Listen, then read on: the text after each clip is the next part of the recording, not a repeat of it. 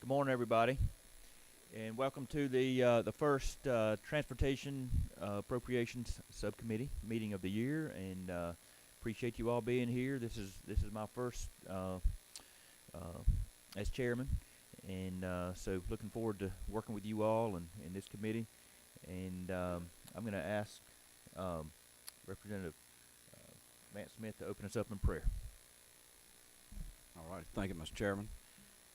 Lord, we thank you for this day that we can sit down and think for a few minutes about all the blessings you've given us over the years. And thank you for this beautiful morning you've given us. We ask that you be with our families back home, our spouses, our children, our grandchildren. Take care of them, keep them safe. Lead, guide, and direct us, Lord, in the things we do for the citizens of this great state. And just watch over us, Lord. And let us know that you're always there and to seek your will. In Jesus' name, amen. Thank you, Rep. Smith. Before we start our presentations, I do want to just recognize and thank our committee staffer, Abby Day. She's done a phenomenal job catching me up to speed, quickly on the issues that we'll be dealing with and the budget of that keeps us moving in Georgia and on our roads and airports and rails and everywhere else. But so appreciate all the support she provides. And with that, we will go ahead and get started. We got a lot to cover. Commissioner McMurray, if you'll come up. Obviously, we missed our joint appropriations hearings last week, so we have a lot to cover. And but we're gonna, I think, pick up the pace a little bit from what you would have presented last week, but still cover everything. So we got you, and then Director Janine Miller after you. So let's see. I think I got your mic on. Thanks, sir. Let me make sure this is working. Doesn't appear to be.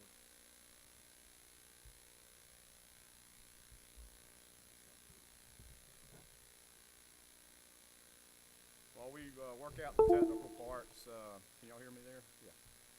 Yeah, we apologize. We had nothing to do with that flight stuff that fell out of the sky last week. It's a four-letter word that begins with S, and we don't like to use that word at GDOT, so we apologize for that inconvenience, but we certainly, all right, thank you. Glad to be here today, and again, as even hearing from the speaker yesterday morning at GMA, we know that Hurricane Helene response is on your minds. Thank you all for your consideration and deliberation of the budget, especially as it relates to the hurricane impact and damage to this state. And that's my goal today, is to talk a little bit more in detail about what the hurricane meant to GDOT's budget and talk through that a little bit. And I certainly want to thank the governor for putting in the budget money to try to compensate what the real impact of that budget impact is to GDOT, and certainly appreciate his leadership during the hurricane, being responsive. And I can't tell you how proud I am of the women and men of GDOT for their response. And If I sound like I'm maybe bragging a little bit today, it's not, okay, because everybody's still dealing with hurricane impacts. I don't want this to come across as, like, we did a good job. We're proud to be part of a response, and we have many employees impacted, just like many of you and many of your people in your districts that lost houses, lost vehicles, had impacts, and they came to work every day too. And so there's always a saying, a picture's worth 1,000 words, and I'm gonna try to do better than 1,000 words and show you a video that really sums up GDOT's response. And so bear with me and please enjoy this for a moment.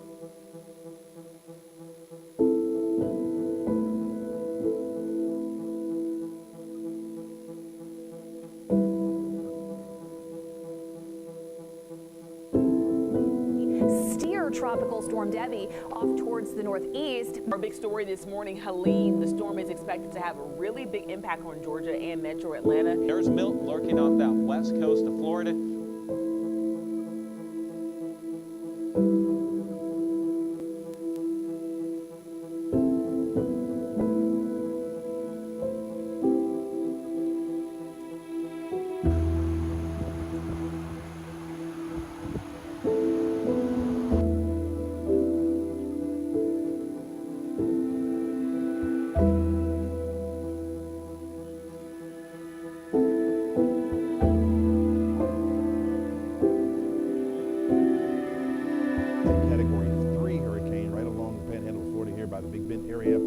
For that to take place by Thursday evening, and that's where we can start to see some of the effects from the storm, especially over into South Georgia, and then making its way further off to the north now.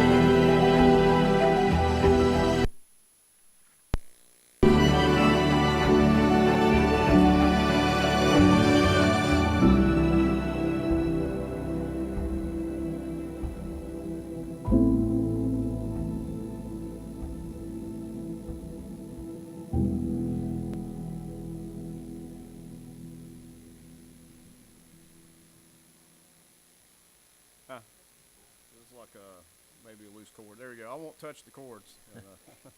Y'all want to see it again? No, I'm just kidding. I just thought that it did a good job of seeing the impact that many of you have lived and continue to live. And I didn't touch it, I don't think.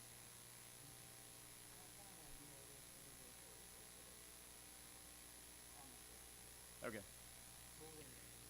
All right. Well, we'll continue to wing then.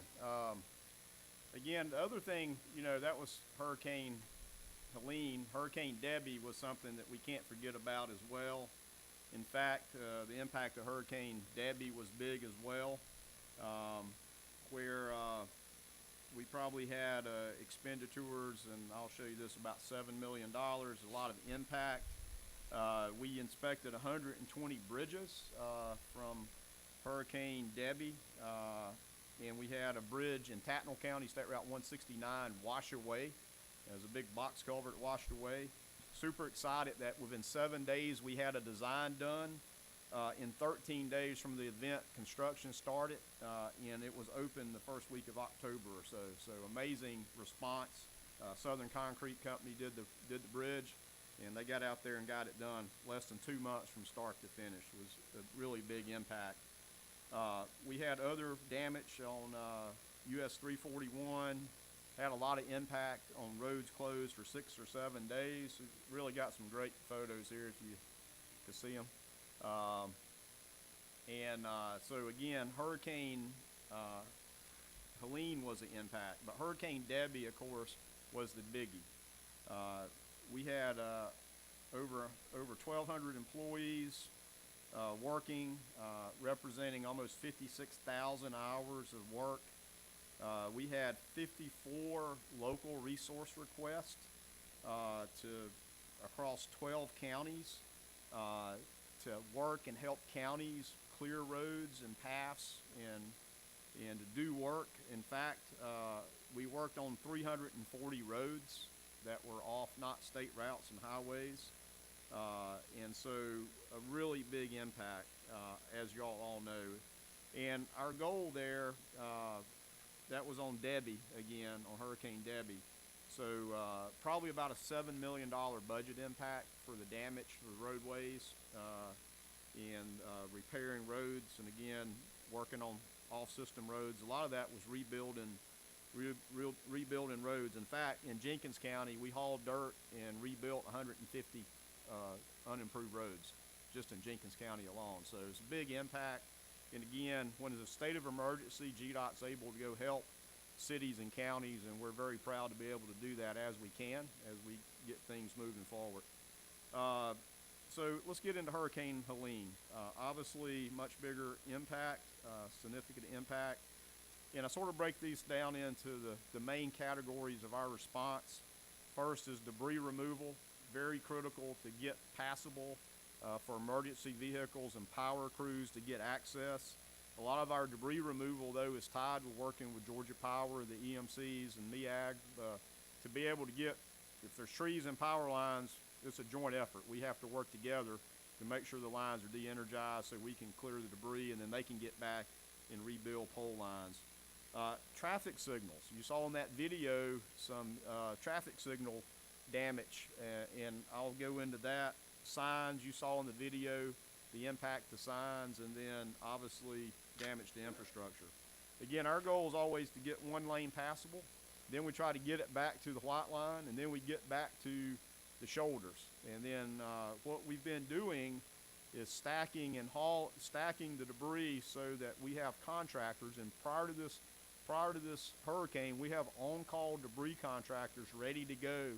So they were mobilized and ready to come in. So we're using contractors to actually, with specialized equipment you saw in there that has the grapples that can pick up the debris that we've stacked on the side of the road, and then they can haul it and dispose of it. And I'll give you those numbers in a minute.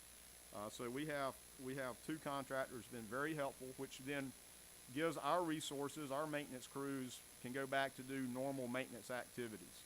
And I can tell you, at the sort of the worst of this, before a few decisions were made federally, I was very concerned that GDOT would be responsible for clearing up all the county roads and which would have been a lot bigger than what we had the capacity for physically and budgetarily. So the FEMA stepped in and allowed the Corps of Engineers to work with cities or counties to contract for that.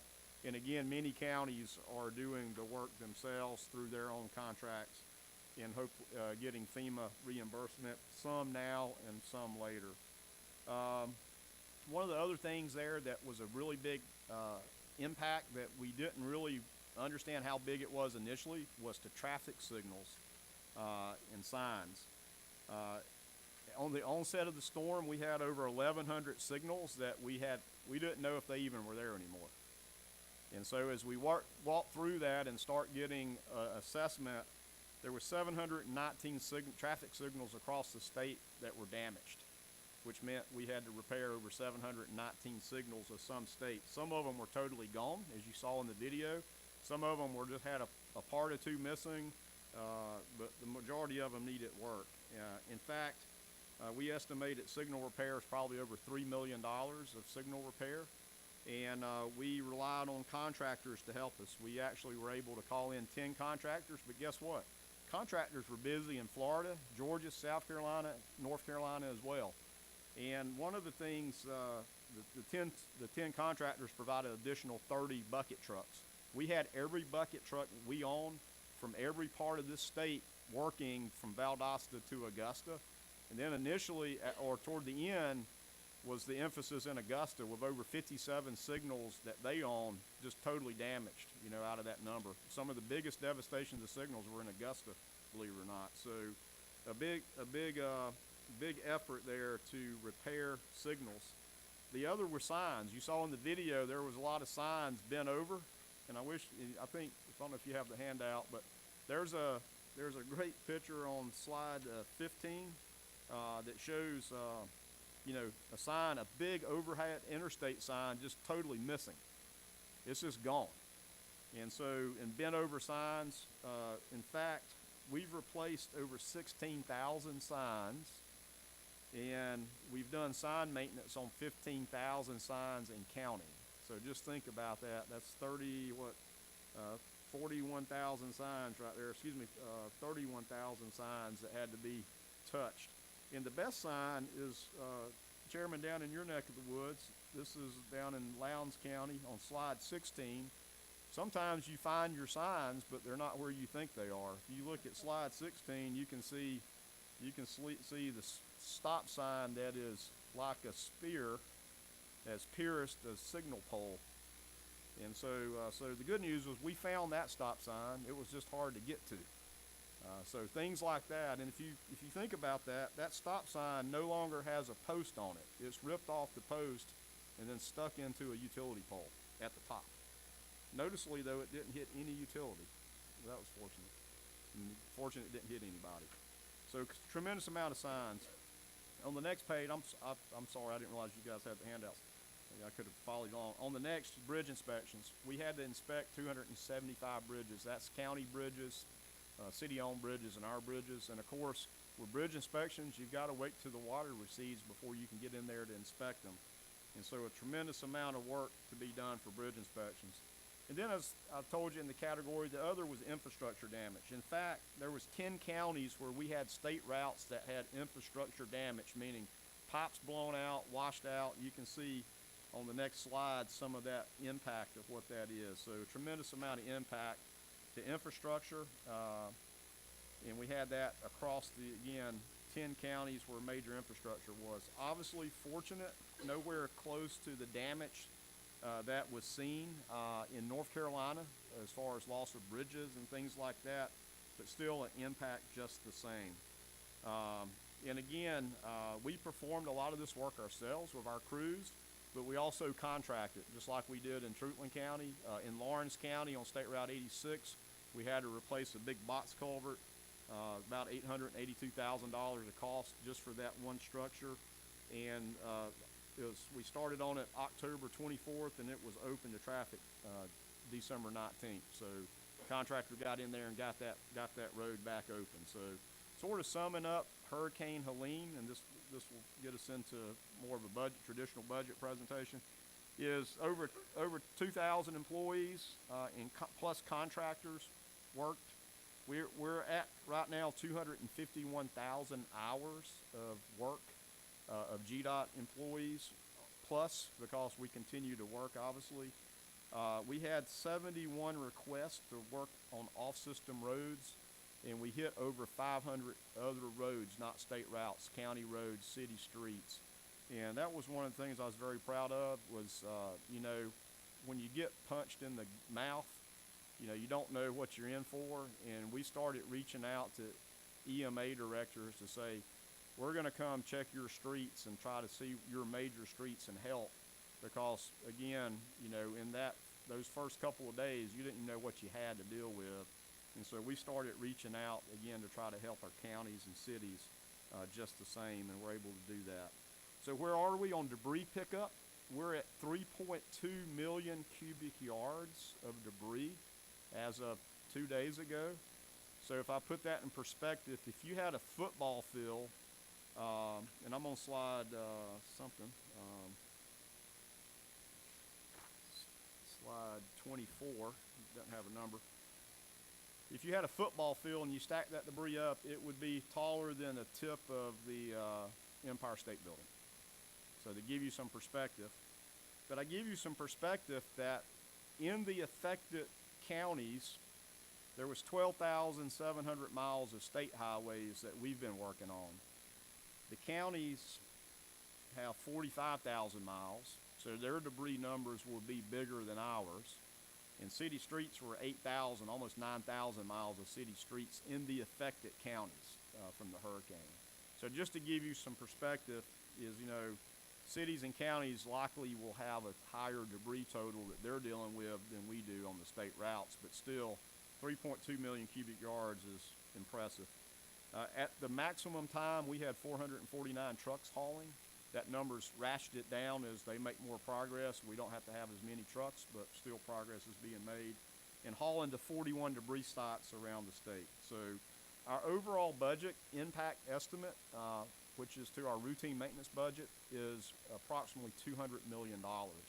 And so hang on to that number, because you're gonna see it again in just a minute. But I'm gonna move on to slide 22 and move away from the hurricane impact. You can see what an impact it has been for sure. And just again say a big thank you for your work last year in our amended 24 budget for recognizing $1.5 billion of state general fund money into our budget to work on airport aid. The big initiative was the local roads admin, $250 million to cities and counties without a match last year, which has been a fantastic program. $500 million for the new freight program that was instituted with Chairman Jaspers and leadership in the Transportation Committee to create a new budget program to be specifically focused on freight. $593 million for capital construction last year for us to deal and combat with the increased project costs that everybody's experiencing, so we can advance projects sooner rather than later. And then again, $50 million for our capital maintenance program to leverage with federal dollars to resurface more state routes, because we're basically resurfacing less than half the miles we were able to just 3 or 4 years ago due to significant increased cost. I'll call your attention to slide 23. This is sort of what's the payoff, or what do you get out of that, specifically that freight program. We looked at 17 projects, which represents $900 million of investment out of the budget last year. And we can see that out of $900 million, that there's over $1 billion of cost savings because our roads will be less congested and more safe. That's in 2035, and if you extrapolate that out by 25 years, we see that the return on investment is $4.3 billion of cost savings for $900 million of investment.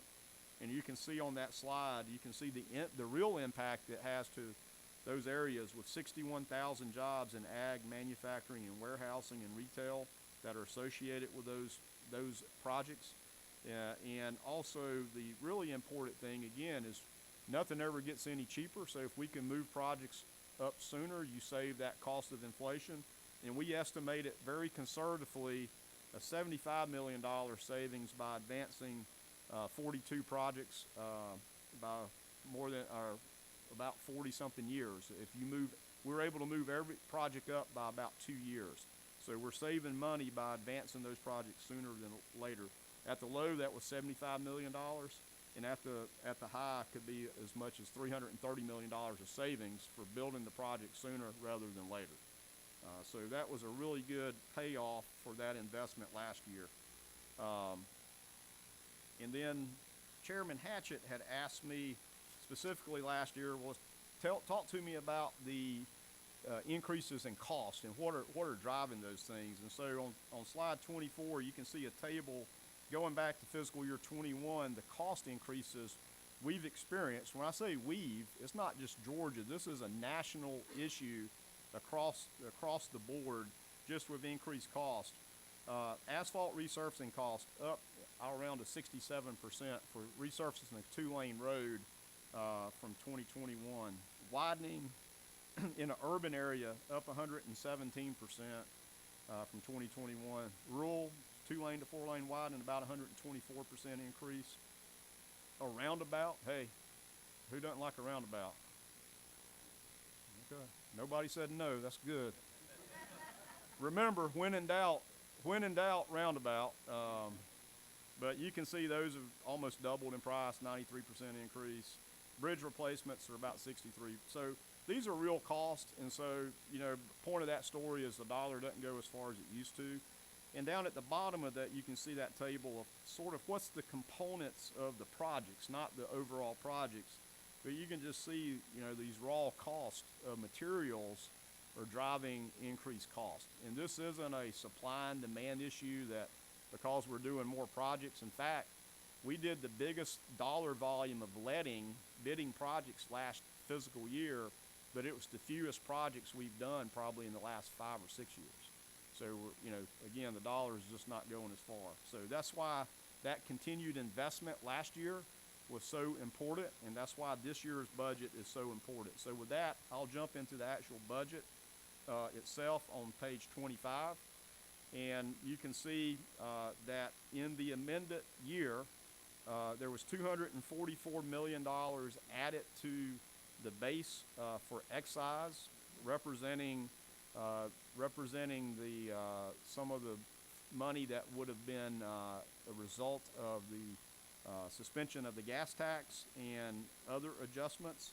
And you can see that there was a little over $1 billion added for freight, local transportation investments, in the storm response, in GTIB of state general funds. So again, we're very appreciative of this budget recommendation of state general funds, slightly over $1 billion to help advance many projects. So that brings the amended budget total to $3.79 billion. The next page you've got there is 26, which is a bar chart. I always like to show this because it really shows you where the most of the money's going. And if you look at that top left, capital projects, that's a combination of 3 budget categories. And so that's the money that's actually building things. Also, the routine maintenance budget number there, again, is taking care of our roadways. Then you see the freight program there with $530 million in it. And then you've got the combined LMIG and local roads admin, which has the additional $250 million. So if you look at that, you can see most of our money is going out the door to advance projects around the state, and that's exactly what we want. So let me just highlight a few of the budget items, and I've put them in a table form here on slide 27. And again, where did most of the money go? Most of the increase for amended 25 is a little over 110 million was added to our capital construction program, and that was in the form of motor fuel. That's part of that additional motor fuel, which brings our capital program to $1.13 billion. And so again, that's helping us to advance projects that otherwise would have to be delayed due to increased costs that we're experiencing. So very helpful. Additionally, as I talked about the dollars and 67% increase in resurfacing costs, we added another $100 million in motor fuel to go and leverage against federal dollars to continue to increase our resurfacing and state of good repair around the state, and also bridge maintenance. So that's what's in capital maintenance, is bridge maintenance, and predominantly resurfacing and pavement rehabilitation. So that's where those dollars are going, and that's if you're on your track sheet, that is 47.3 is capital maintenance. Let me just highlight a few other items. Again, on the next page, on slide 28, is you can see that LMIG increased by $24.4 million. That is recognition of a 10% of motor fuel must be allocated to LMIG, so that $24 million is to the base LMIG. And of course, right below that is what the cities and counties were so appreciative of and has really helped them significantly, is the recognition of state general funds at $250 million to cities and counties that we would administer just like LMIG, but it does not require the match. And our goal, Mr. Chairman, is get that money out the door very quickly. In fact, last year we were able to get that money out just in a month or two. And so our goal is to get those dollars out to the cities and counties where they can use it the most as quickly as possible. So again, a nice recognition. I do call your attention on this slide to a small little category, but an important one, for ports and waterways, a $2.4 million add there in state general funds to basically help us continue to do the maintenance dredging of the river.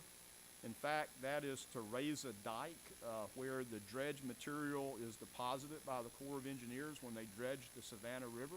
And so we have to continue to raise the earth containment of where that dredge material goes. So that's what those dollars are for.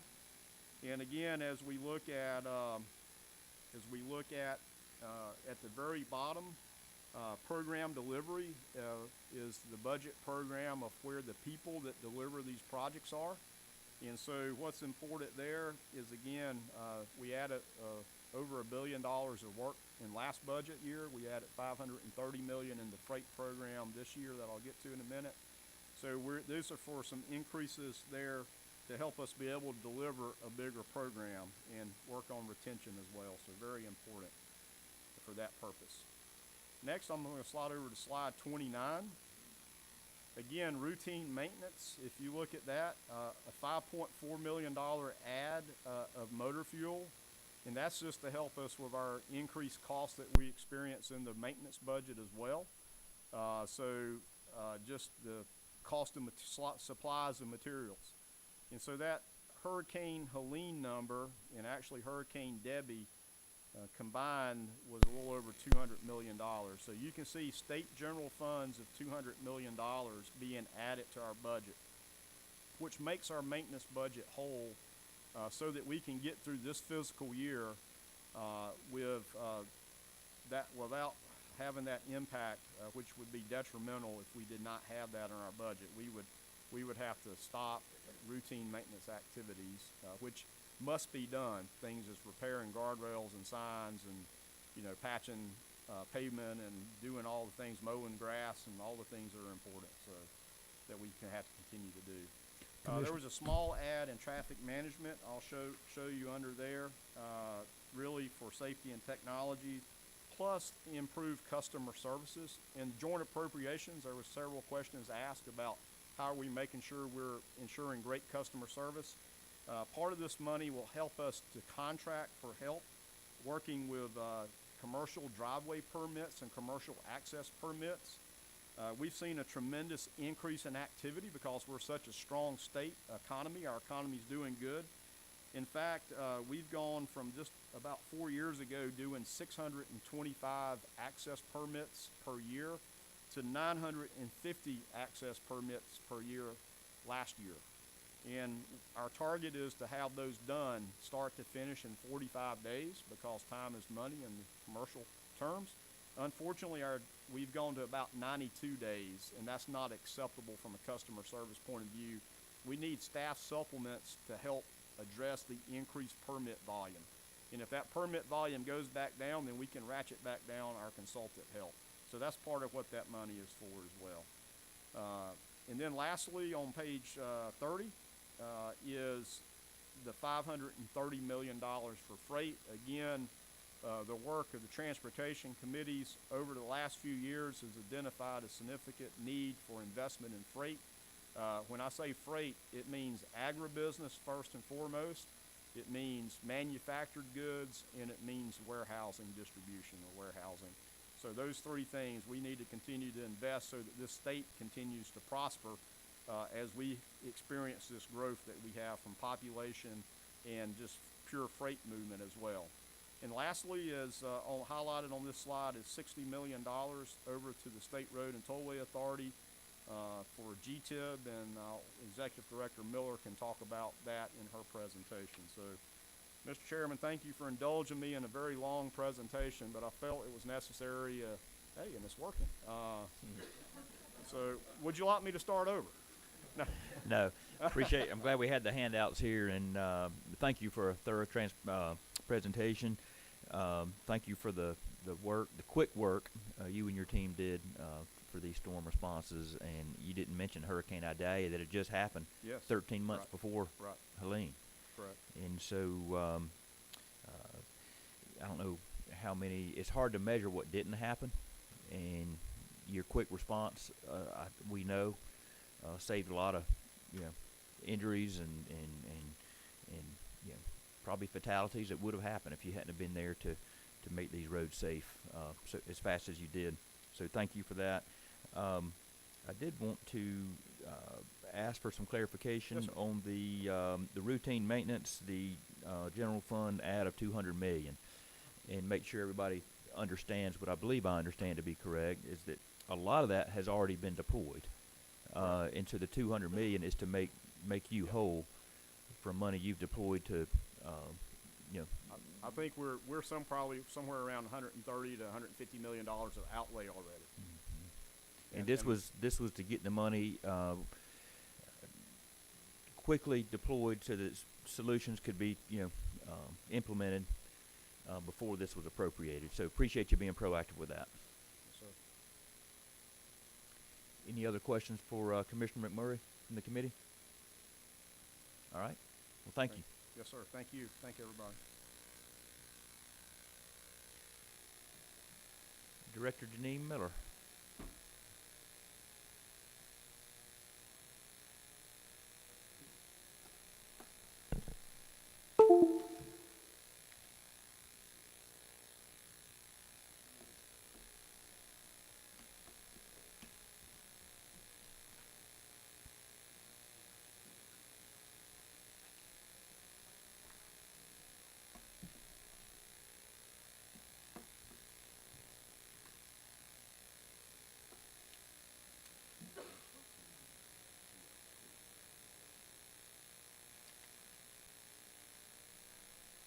All right, Director Miller. Good morning. Good morning. Chairman Yeah, thanks for being here, and members of the committee. yep, go right ahead. Since we're, I imagine, online, I want to make sure I'm in the microphone. Good morning, and thank you for having us here this morning. Apologies, I was a couple minutes late. I went to the wrong committee room. I'm used to going to 406. I want to first say thank you also to Commissioner McMurray and Purcell, State Transportation Board Chair here. That is my primary role, the role I've been in longest as Director of Planning, and it's an honor and a privilege to work beside Commissioner and his amazing staff doing the work that we do on behalf of taxpayers for our transportation network. In my role as Director of Planning, there are many activities underway, but we have a strategy that was adopted by the State Transportation Board and Governor Kemp that really segments our work and our decision making into three general categories: Metro Atlanta, other parts of the state, including rural and smaller cities, and freight and logistics. And in those spaces, there's a lot of activity underway. That includes the Major Mobility Investment Program, which you all are seeing orange barrels around if you haven't already traversed I-285 at I-20s. Those are major bottleneck interchanges that are undergoing reconstruction, as well as the Georgia 400 express toll lanes that are coming, and the I-285 study and work that we continue to do to bring express lanes to those other corridors. Also, in other parts of the state, in particular, we have a program that is around rural development and it's supporting GDOT districts as they enhance and improve the state network around the state, as well as a program called the Transportation Alternatives, and we'll talk a little bit about that a bit later. That is a federal program. We're assisting rural communities throughout the state to leverage federal funds. And then in freight and logistics, we did our first freight plan for the state about 12 years ago, won an award for it, and we've been amongst the leading states in the nation on freight planning. It's pretty exciting to see how much of our infrastructure is part of our economic development success. You might have heard Governor Kemp speak at the Eggs and Issues event about the logistics-enabled companies. Those are companies that require inbound cargo and outbound goods to operate their business and make a profit and employ Georgians. Since Governor Kemp took office in 2019, there has been 140,000 job creations announced that are logistics-enabled jobs. About 3/4 of the private investment and projects, private sector projects, are for logistics-enabled businesses. That is because our network is so robust, it is so well connected, and it is so well invested in maintenance and improvement over time. Looking forward to, in a couple weeks, supplying to you our report that was required by HB 617, it was passed last year, about Freight and Logistics Implementation Plan and an annual report. So that will be coming to you in a couple weeks. We're excited about that.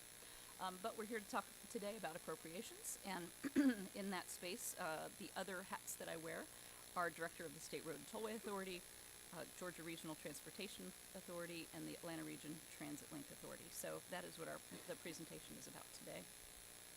I want to, let's see.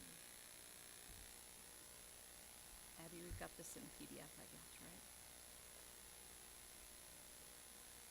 Got it, okay. Alrighty, great.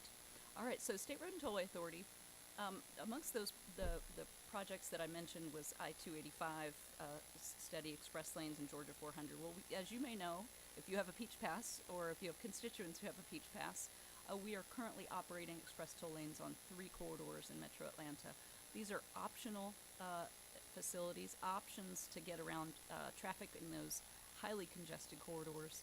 That is the first one that opened is on I-85. It's 1 lane in each direction in Gwinnett County. The second one we opened was I-75 South, which many of you may hopefully benefit from time to time. That is I-75 in Henry County. That opened in 2017. And then in 2018, we opened our longest express lane facility, I-75 and I-575 in Cobb and Gwinnett counties. What you see on the bar charts on the left are the trips that we had going back to pre-COVID 2020. And in 2021, fiscal 21, that was the first full year of the effects of the pandemic on our traffic flow and traffic congestion statewide, but it also had an effect on our toll lanes. You can see we've come up quite a bit in fiscal 24, even 7.1% increase in trips since 2023, fiscal 23. Those are 30 million trips that are reliable, that are getting folks to their destinations, whether it's a small businessman to his next plumbing job, whether it is someone on their way to the airport, grandmother on their way to the airport, whether it is a mom getting home to soccer. These are chosen trips.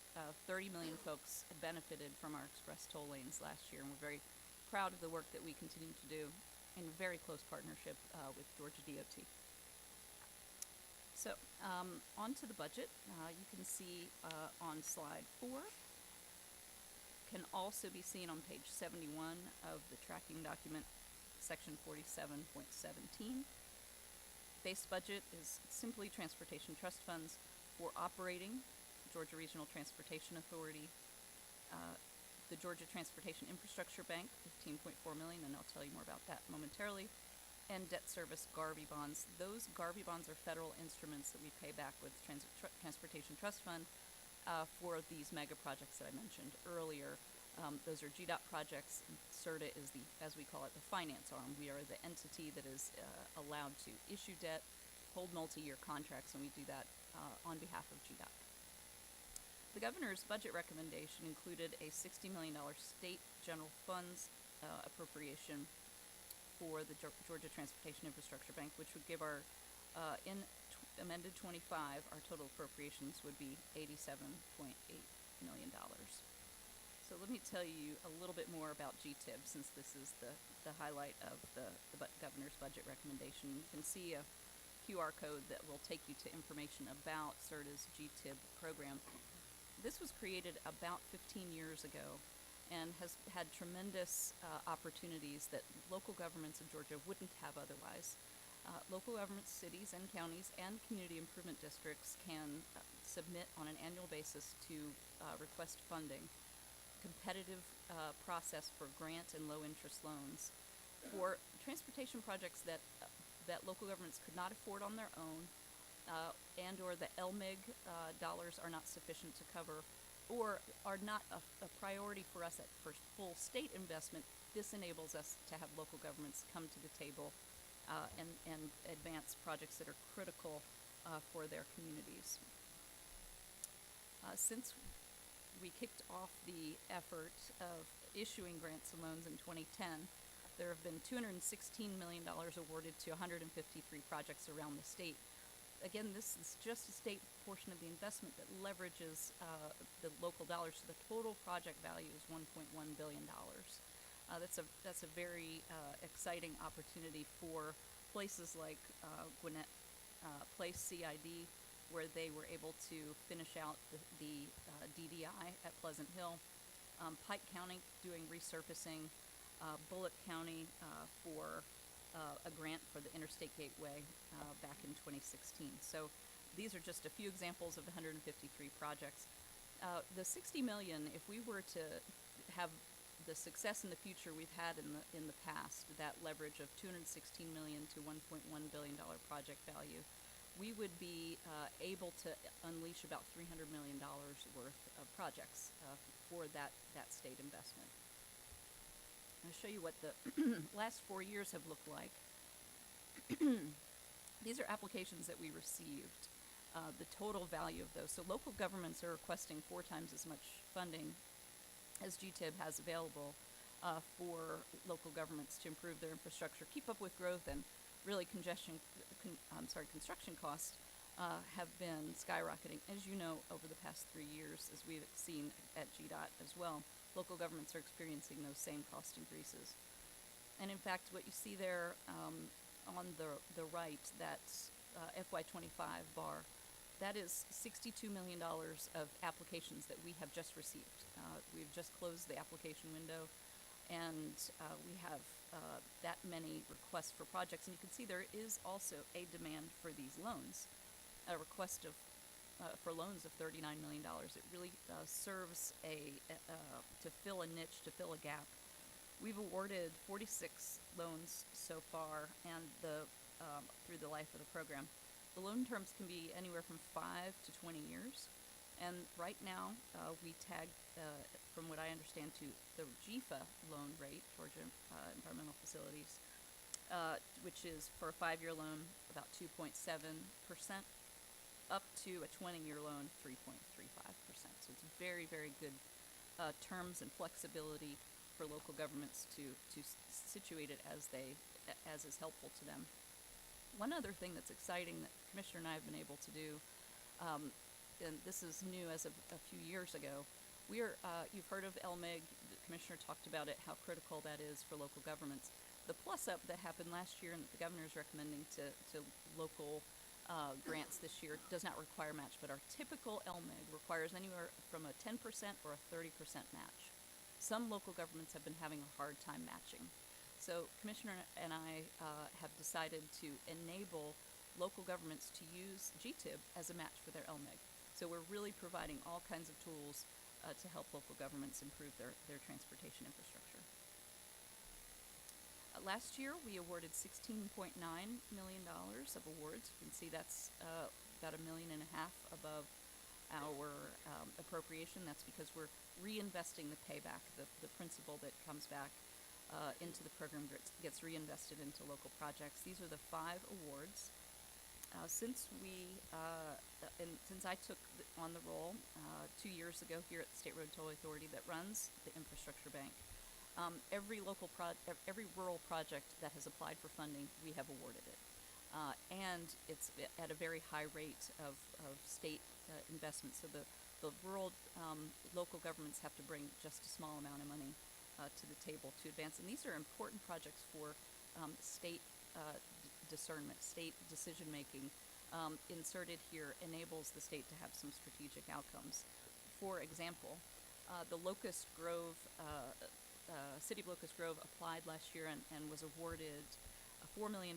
That's 80% of their project cost for the Peaksville connector.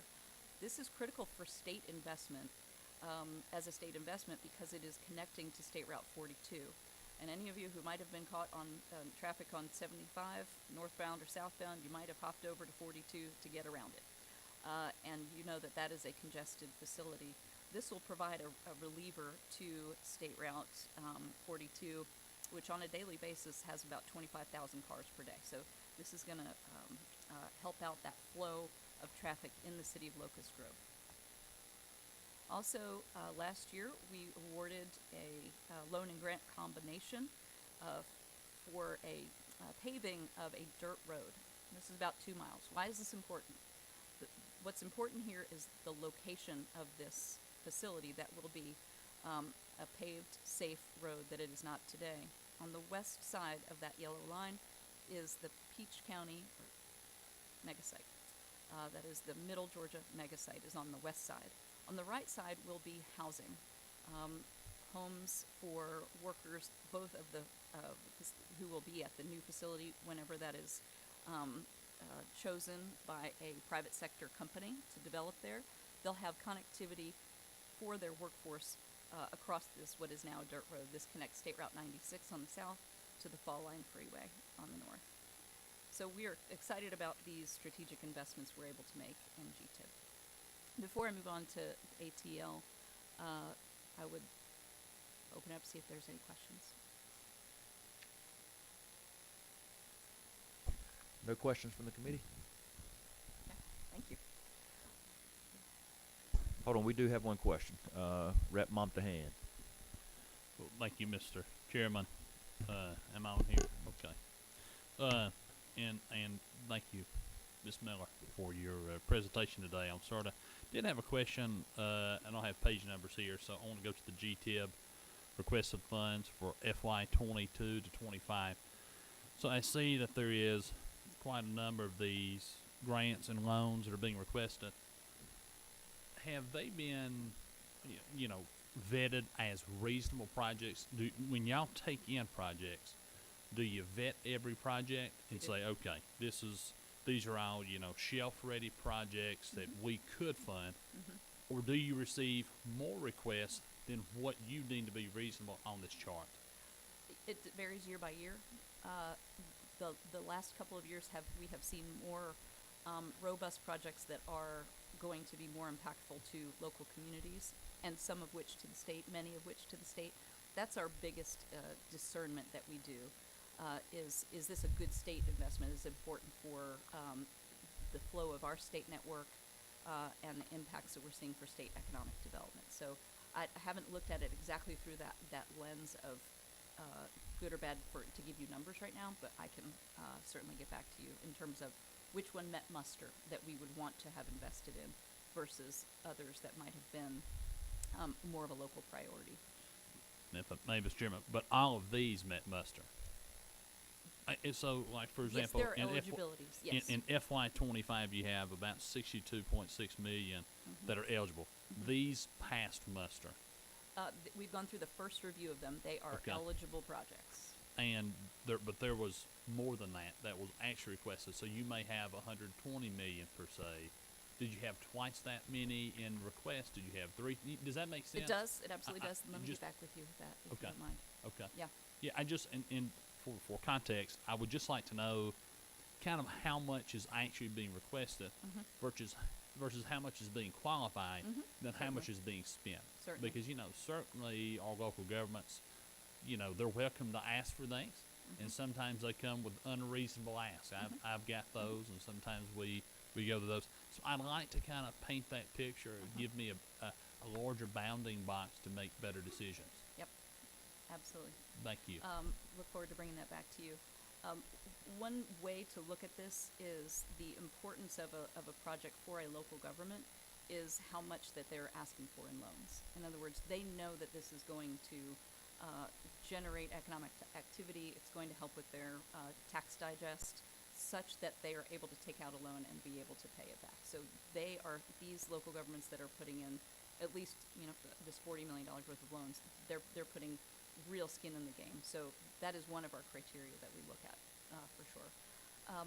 I also am very interested to see how much cost increases are driving this up. You can see the past 2 years have been over and above requests. So we've seen cost increases that do surmount. So as local governments are keeping up with their population growth, they also have to bring in higher dollars to fund these projects. So that's part of the driver as well. If I may, Mr. Chairman, are the requesters financially modeled as well? So I know that there's a lot of cities that may request that they request knowing that they may or may not get it and try to get this money at a later time through, who knows, a TAD or something, who knows, and kind of put the plan together later. As part of that vetting process, are they vetted financially as well to meet eligibility? Do they have reserve funds or, these bonding capabilities? Absolutely. And we do that with GFA. We, in fact, partner with GFA. GFA does all of that financial vetting for us.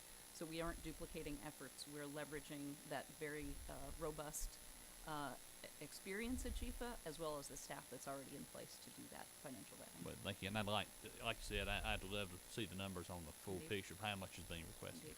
Thank you. Will do. And to that end, am I correct that there is a good history of repayment? So loan defaults are, how common are they, if ever? I'm not aware of a default. We work with local governments. There are terms that we put in ahead of time, and as with any horizontal construction, things change. Sometimes there's permitting, sometimes there's right-of-way. Sometimes these cost increases have elongated their delivery schedule. So we work with local governments. We've had no defaults that I know of. And as these GTIB loans get repaid, are you just recycling that money and loaning it back out? Correct. Okay. All right, thank you. The reason I want to talk with you about ATL today, there are no changes to the appropriation, but that was recommended in the governor's budget. But last year, the General Assembly gave direction in the Appropriations Act for ATL to do a couple of things. So I want to share those with you. One is related to the ATL Express commuter bus service. The language that was in the Appropriations Act is on the left there. Directed us to coordinate with local transit providers and streamline options. That was a reduction of $4 million to our $13.2 million budget. And that is because we really did, and we had already started this work to downsize the express commuter bus service that is more commensurate with travel demand. Of course, we've had incredible population and employment growth in Metro Atlanta since the service started 20 years ago, but COVID has changed the way that people commute to work, both where they go and their schedules. So today, running out there today, we have 197 trips from 27 park and ride lots that make 45 stops in the morning and pick up at 45 locations in the afternoon and bring folks back to their suburban park and ride lots. Again, commute patterns have completely changed as a result of the pandemic, so we are proposing, and we will soon be adopting, a reduction in that commuter bus service down to a total of 98 trips, 12 of which will stop at MARTA stations. We're going to reduce our park and ride lots, mostly getting out of leases, and saving on operating costs that way, and reducing our number of stops. We're just going to have fewer departures, and there's a corridor by corridor look in your map, and data points that we are projecting for each corridor.